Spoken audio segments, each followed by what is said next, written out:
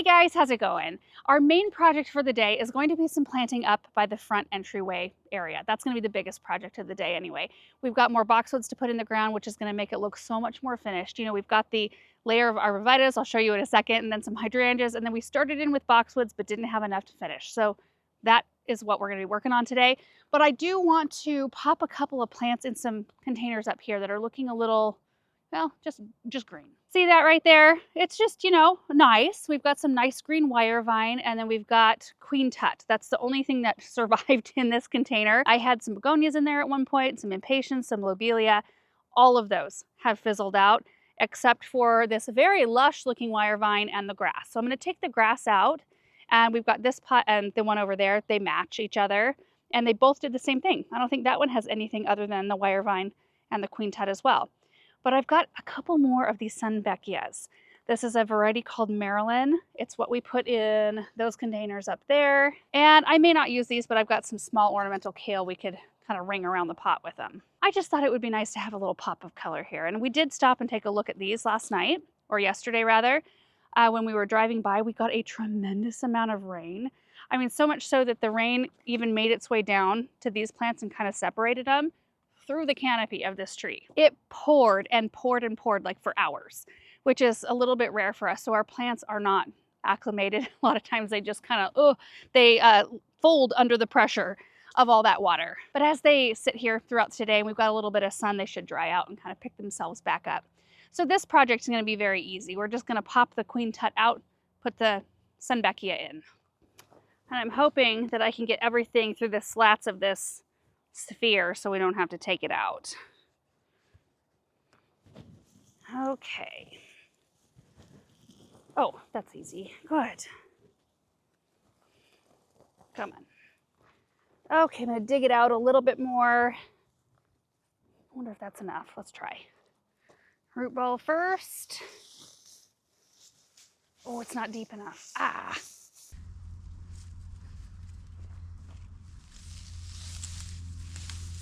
Okay. Okay, lost a few little flowers. How did we do that? Might look nice to have a little bit of bulk down here too. Especially if these have some time to put on a little size.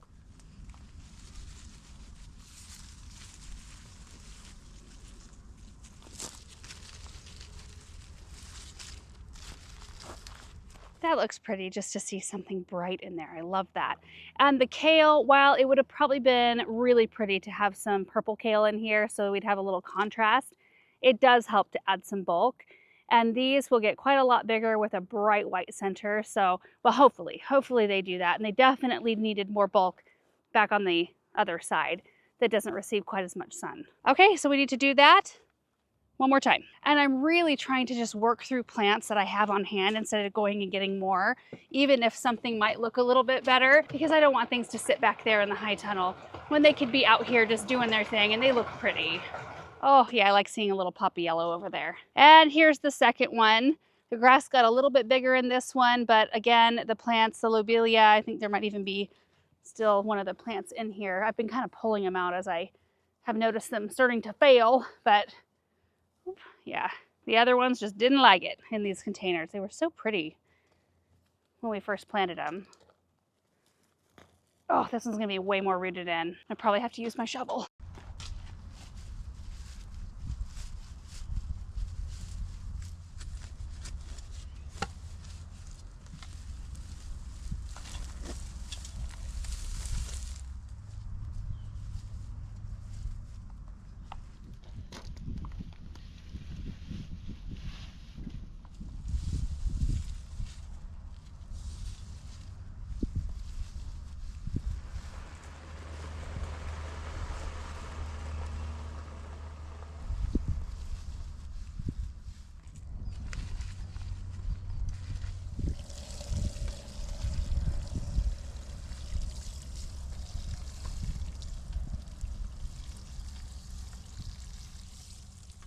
And there's the second one.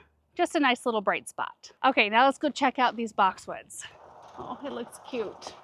Also, even after the rain, these pots are still looking pretty good. That one and that one. Beautiful.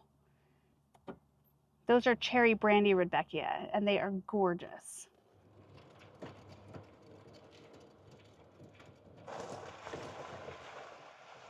All right, here we are at the entryway. You can see a little update on our mail delivery house right here. We're waiting on the windows. You can see the door is here. It matches the one that we've got in the flower shed. So we're waiting on the windows so they can finish the siding, and then we'll get it all painted.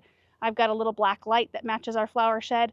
Actually, it kind of matches these right here. Anyway, we'll have that installed and we'll put a little delivery sign on it, but it's turning out super cute. But when we came in here last time to plant, we put the hydrangeas in and all the boxwoods that we had. So we started at that pillar, made it to here, which I think we might take out 2 of these and move them and have the pathway be a little bit directed this way. I'm not sure yet. And then we had to stop here, so we'll be able to pick up and plant these today. It's gonna be so muddy. Oh my goodness, look at that soil.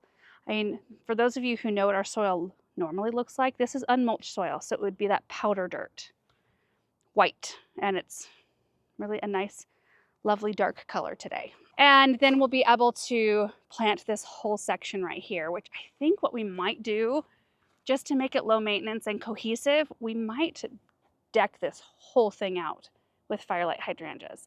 Like carry on from this and just keep going. I think that would be so pretty.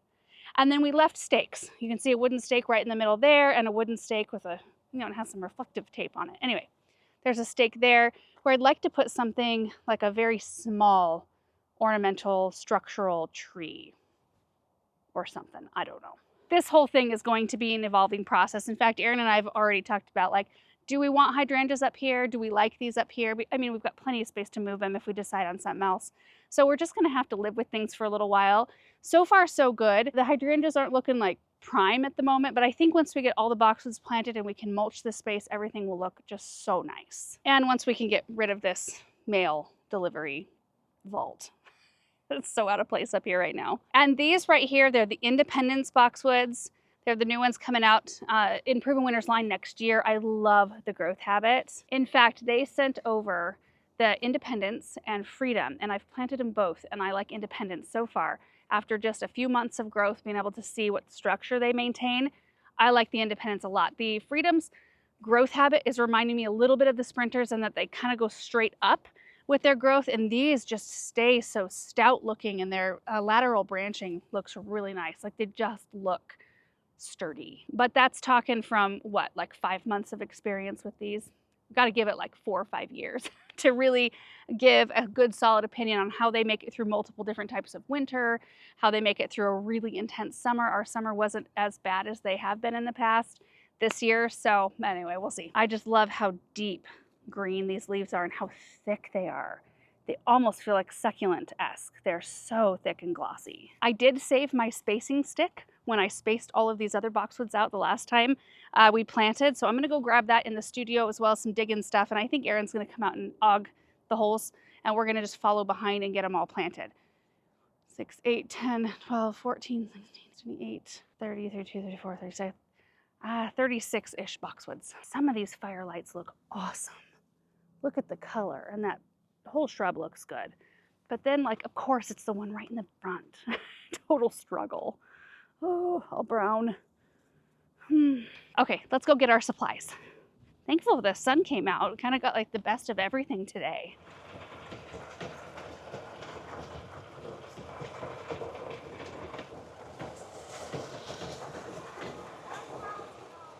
Real quick, you guys, while we're at the barn, let me show you the growth difference in the Freedom versus the Independence, because I planted, well, I gotta get this rose off of it, but I planted a Freedom on the back side of this bed and then did the whole ring around the front with Independence.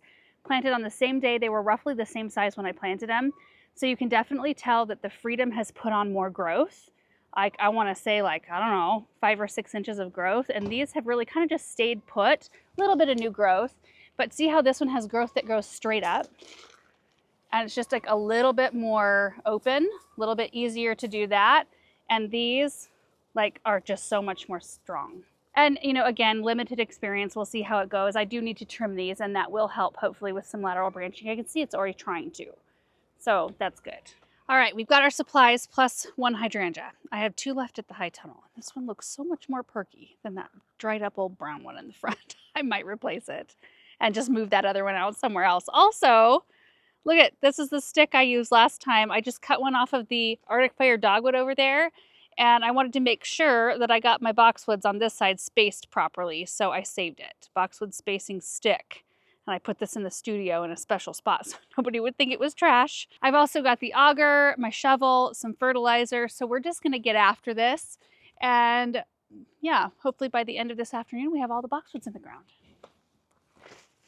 I normally wouldn't fuss with something like this, but this one is so focal. I mean, it's the most forward facing flowering plant on our property. And I don't think this is rooted in yet, so. See, pops right out. No big deal. Oh my gosh, the soil's wet.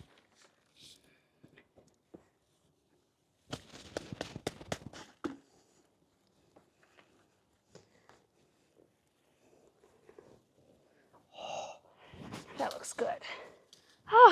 Oh, those look so much better. And I know it's just for about a month of interest, but I think it's worth it, especially when it's not going to hurt the other plant at all. And it probably winter over in that container just fine too, if we didn't plant it. But I do plan on planting it, so good to go. Got my stick.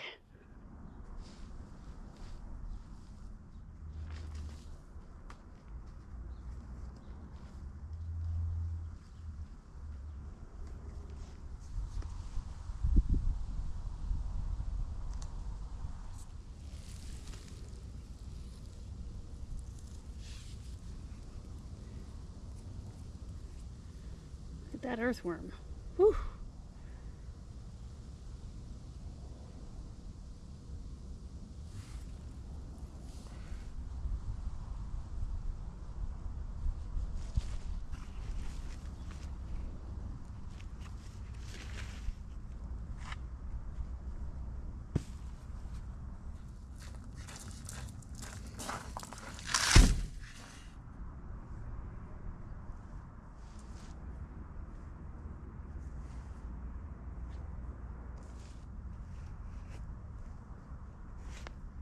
Here he comes. I've got them all spaced out.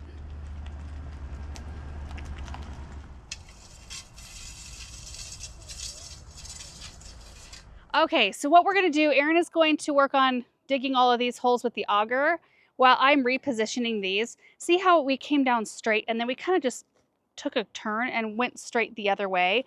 I want it to be a little bit more of a gentle curve, which is not gonna take a lot of effort. I kind of drew a little line in the soil there. So I'm just gonna bring like this one out a little, this one out a little bit more, and then start bringing it back in, and then I'll get this one in. And that will help us with the trajectory right here, which I feel like the first three are good. And then see that fourth one just like goes off into toward the mail house a little bit. So I would just need to kind of curve that a little bit more. Now we're gonna get after it.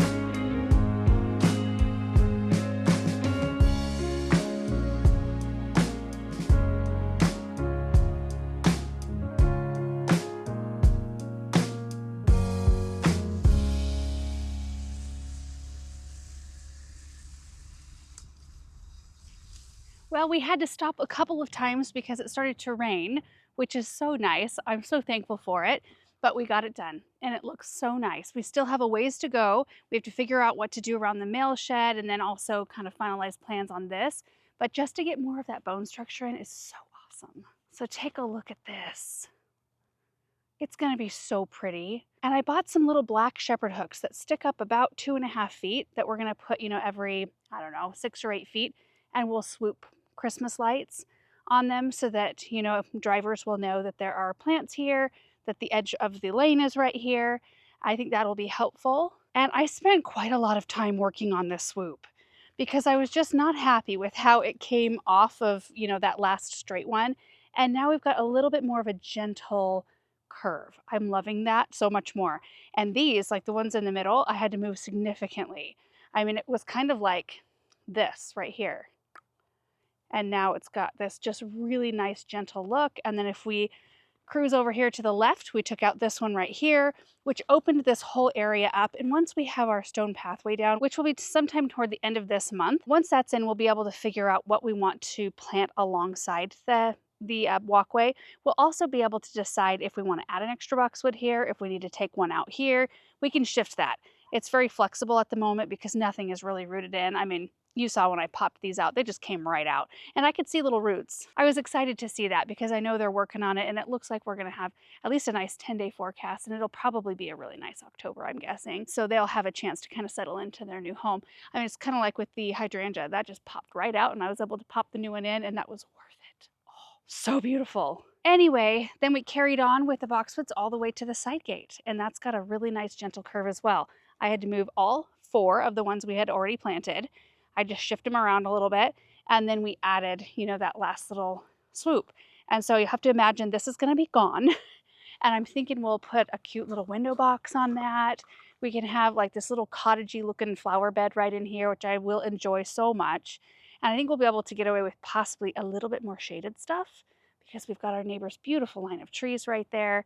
And then of course the stuff that's already around it. So anyway, it's just going to have to evolve, but let's step back here because I did want to mention that I decided not to put one right here, a boxwood, because I'm going to put a cone-shaped boxwood so it looks more finished. Instead of just coming and just stopping with a square, I kind of wanted something with a little bit more definition and shape that was different from this row right here. So as soon as I can get my hands on that, which it might be next season, we'll put that in, and then we will decide what to do here. I mean, as it stands, our hydrangeas match each other on each side, but our sides don't match. So I think carrying on with the same thing right in here will make it look and feel super cohesive. I think that would be really beautiful. But the digging was so hard over here. You might have noticed that we had to go grab a smaller auger so that we could drill pilot holes and then get the bigger auger in there so that it would actually work. It's like this section right in here is super hard. So I'm very grateful for Erin's help on this project. Oh my goodness, it would have taken me forever. With the mail house being done, and we'll get the drip run to all these boxwoods and we'll get it mulched and then the walkway will be done. It's gonna be so pretty for Christmas, I think. I think having some wreaths out here, we did have wreaths last year. Do you remember that? There were no pillars, nothing, just the gate, just perched out here. But I put a couple of wreaths that I made down at the garden center on the gates and that was really fun. And we might put them on the gates, we might put them around the lights, we might put them below the lights. I don't know, there's so many options. And then we can put cute Christmas lights on this little mail shed. I'm just so excited.